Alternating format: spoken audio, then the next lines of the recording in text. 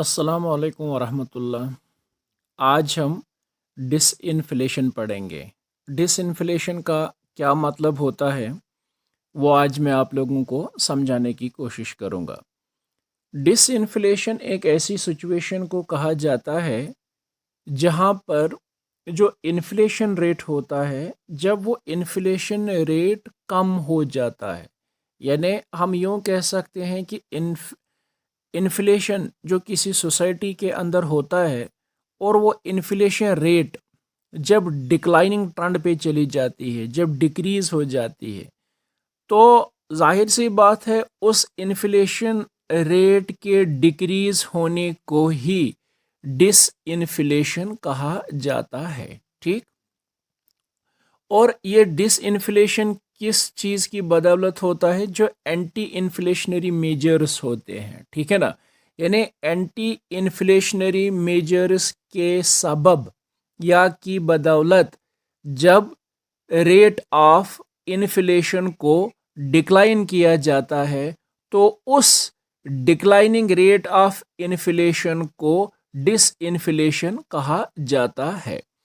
Disinflation को आप यूं समझ सकते हैं कि इसका मतलब ये नहीं होता है कि वहां पर इन्फ्लेशन कुछ भी नहीं है, नहीं। डिसइन्फ्लेशन जब किसी सोसाइटी के अंदर होता है तो इन्फ्लेशन उस समय भी पॉजिटिव होता है। हाँ, ये ज़रूर कि जिस समय डिसइन्फ्लेशन हो तो उस समय वो इन्फ्लेशन रेट जो होती है वो कम होती है अगर in comparison to the previous period. आई बात समझ में? यानी डिसइन्फ्लेशन जब किसी सोसाइटी के अंदर नोटिस किया जाता है तो उस समय जो रेट ऑफ इन्फ्लेशन होती है तो उसी सोसाइटी के प्रीवियस पीरियड के कंपैरिजन में इन्फ्लेशन रेट इस समय कम होती है प्रीवियस पीरियड के कंपैरिजन में। तो यानी उस समय भी इन्फ्लेशन रेट पॉजिटिव होती है। तो इस चीज को क्या डिसइन्फ्लेशन कहा जाता है। जो general level of goods and services का प्राइस लेवल होता है, जब उसमें डिक्लाइन देखने को मिलेगा तो उस चीज को डिसइन्फ्लेशन कहा जाता है।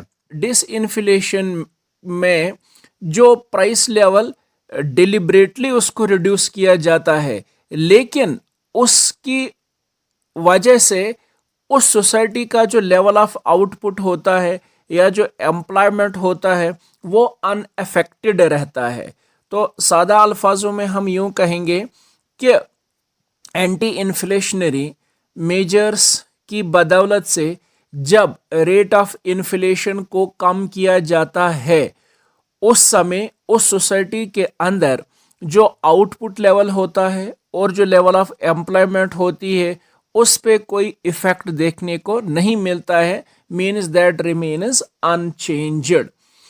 और जो डिसइन्फ्लेशन होता है तो वो किसकी बदौलत से होता है? वो होता है जब उस सोसाइटी के अंदर जो मनी सप्लाई है उसको डिक्रीज किया जाता है, या फिर जो रिसेशन होता है वहां पर वो मेन काज होता है किस चीज के लिए? डिसइन्फ्लेशन के लिए। ठीक है ना, यानी एक तो डिक्रीज इन मनी सप्लाई और दूसरा और जो रिसेशन होता है, ठीक है ना, तो ये दो मेन काजेस होते हैं डिसइन्फ्लेशन की। लेकिन ये चीज याद रखिएगा, अगर डिसइन्फ्लेशन रेफ्लेशन में चेंज हो जाता है, ठीक है ना, देन इट बिकम्स प्रॉब्लमेटिक। यानी डिसइन्फ्लेशन प्रॉब्लमेटिक नहीं है।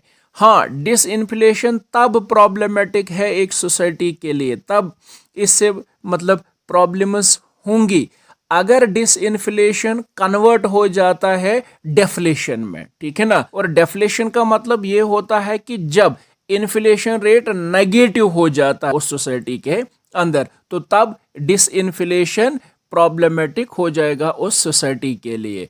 तो उम्मीद करता हूं कि आप इस टर्म को बहुत अच्छे से समझ गए होंगे। आप प्लीज़ चैनल को सब्सक्राइब करें, इसको शेयर करें।